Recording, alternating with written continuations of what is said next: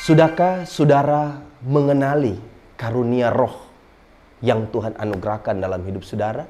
Sudahkah saudara terlibat dalam pelayanan kepada Tuhan?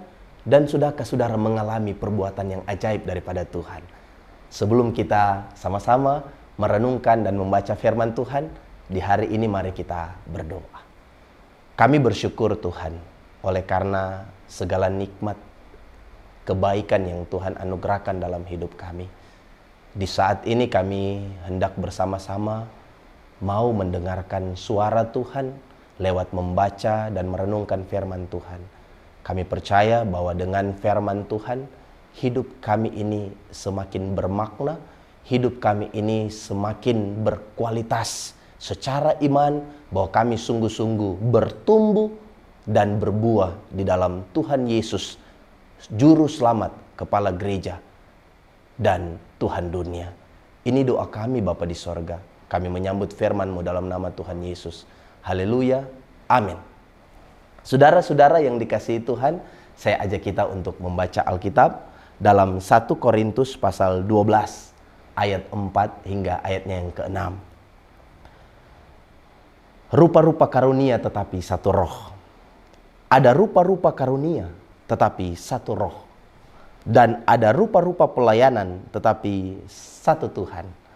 Dan ada berbagai-bagai perbuatan ajaib, tetapi Allah adalah satu yang mengerjakan semuanya dalam semua orang. Saudara-saudara yang dikasihi oleh Tuhan Yesus Kristus, kembali pada pertanyaan saya semula.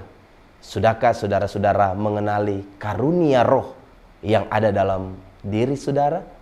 Sudahkah saudara-saudara sadar untuk terlibat dalam pelayanan kepada Tuhan?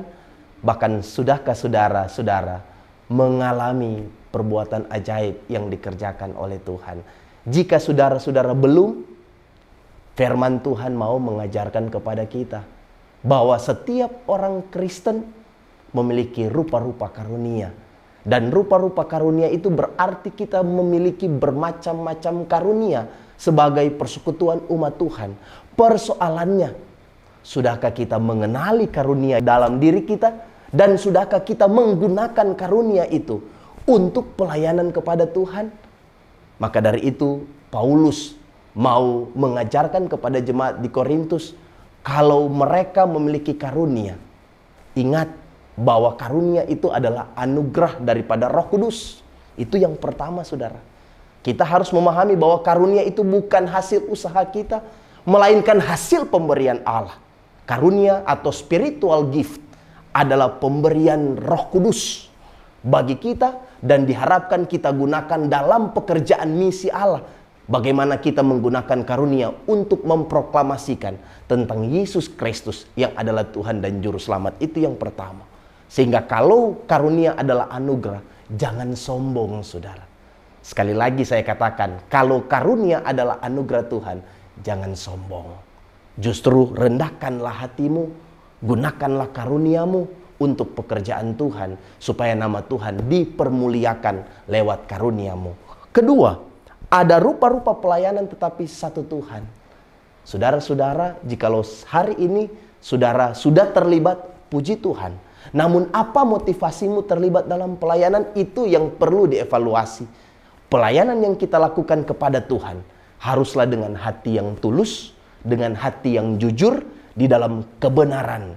Dan kita lakukan itu di dalam takut akan Tuhan. Pelayanan haruslah untuk kemuliaan nama Tuhan.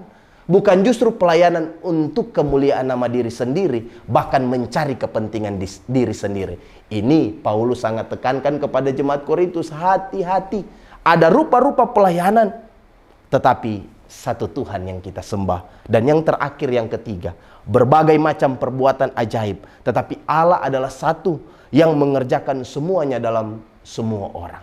Ingat, perbuatan ajaib yang sudah Tuhan kerjakan bagi kita ialah keselamatan di dalam Yesus Kristus. Sungguh luar biasa ajaib keselamatan yang dianugerahkan bagi kita lewat pengorbanan Tuhan Yesus Kristus. Maukah kita terlibat untuk mengerjakan perbuatan ajaib itu dengan mengabarkan Injil keselamatan bagi semua orang? Mari kita jawab dalam kehidupan kita setiap hari. Tuhan Yesus memberkati kita semua. Mari kita berdoa. Bapa di sorga, kami sudah mendengarkan firman Tuhan. Biarlah kami mengenali karunia yang ada dalam diri kami. Bahkan kami gunakan untuk pelayanan kepada Allah dengan hati yang jujur, dengan hati yang tulus, kudus dan benar di hadapan Tuhan. Sehingga kami terus mengalami perbuatan ajaib yang sudah Tuhan kerjakan di dalam anakmu Yesus Kristus untuk mendatangkan keselamatan bagi kami yang percaya bahwa Yesus adalah Tuhan dan Juru Selamat. Tuhan berkati kehidupan kami sepanjang hari ini dalam nama Tuhan Yesus. Haleluya. Amin.